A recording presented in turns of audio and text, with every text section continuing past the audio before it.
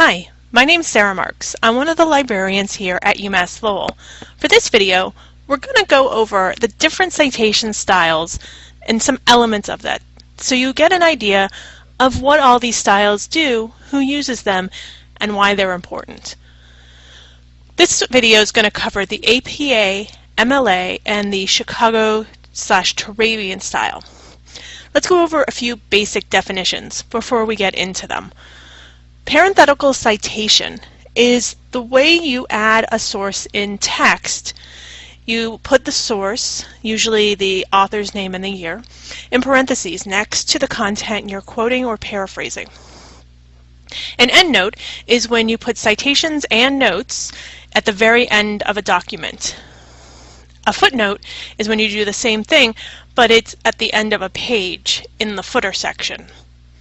A works cited list is an alphabetical list that's put at the end of the paper for the works you specifically cited in the paper you've written. Bibliographies or reference lists are similar, but sometimes they include the works you've consulted but not actually cited in the text. DOI refers to Digital Object Identifier. These are unique URLs and codes that are unchanging and are used to identify an article. You can Google a DOI and get directly taken to the web page where you can find it. It gets added to the end of most citations if an article has one. The literature review is the process of searching for these articles, books, and web pages to support the ideas in your paper. You'll see the literature review section mentioned in many books and articles. You're doing that process when you write a paper. Common knowledge are things you can reasonably expect others to know. They often don't need to be cited. Let's look a little closer at the MLA style. This refers to the Modern Language Association. They're the ones who maintain it and update it. The departments that typically use this are in the arts, humanities, English, and you probably use this one in high school. They're currently on the 8th edition, so if you're going to buy it or look for sources, look for anything that mentions it's the 8th edition. They use parenthetical citations in the text and a works cited list. You'll find that there are instructions on citing various types of artwork because this is a style primarily used in the arts and humanities. Next, let's consider the APA style. APA refers to American Psychological Association. They're the group that is responsible for this style, which means it's used by the social sciences, education, and health, among others. It's currently on the 6th edition. They too use parenthetical citations, but they also use a reference list. This will have instructions on how to cite research methods like polls and statistics. CMS refers to Chicago Manual style, but we also call it the Turabian style. It doesn't matter which one you use, they're the same. It's primarily used for history and some of the humanities, and this is our oldest style. It's already on the 17th edition. It uses footnotes or endnotes, but can also include a bibliography separately. This is called the Editor's Bible because it also includes grammatical and word usage information to help you actually write papers.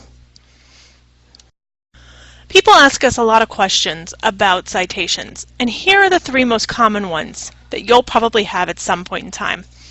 What do you do if your professor doesn't give you a specific style to use? Our suggestion is ask. Your professor might not realize that it's not clear. What if your professor tells you to just pick a style? And we suggest you pick the one you're comfortable with and be consistent.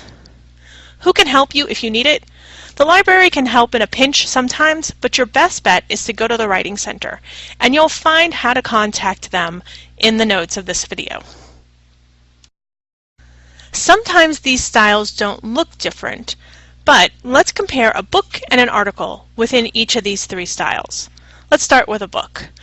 One thing you'll notice is how the authors are added. When you're dealing with something like APA, which is often used in the sciences and social sciences, they're used to dealing with a lot of authors on an article or book.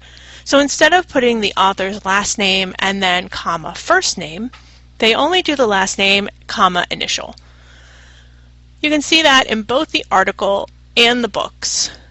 MLA and Chicago use full names, typically last name, comma, first name, but APA only does the first initial. All of them typically include the year somewhere in the citation. APA considers the author to be important and then the year published to be the second most important, versus MLA, which considers the title of a book to be most important. You'll notice on the Chicago style that it's added a URL for the book. That way you can get back to it. The others don't.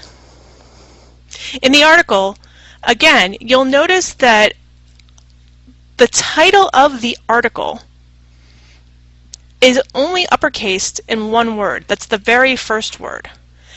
These are done typically to save space. When you're dealing with a lot of author names, which is what they find to be their most important element, you need to save space in other ways. This is where something like a DOI number is helpful. Instead of an ever-changing web address, the DOI is short and precise and will always take you to the right place. But you'll notice that Chicago lists the database and the date accessed so that whoever's reviewing your citations can see how long ago you saw it in case anything changes. So their hope, and the hope of including a DOI or a URL, is that you can go back and get the source to confirm information being cited. DOIs make it easy. Web addresses make it harder. But listing the database searched and when it was searched sometimes helps the reader find the source faster. So this has been a basic overview of the 3 major citation styles. We've listed some videos to help you find more information if you need it, but you're always welcome to contact the Writing Center or the library if you need help.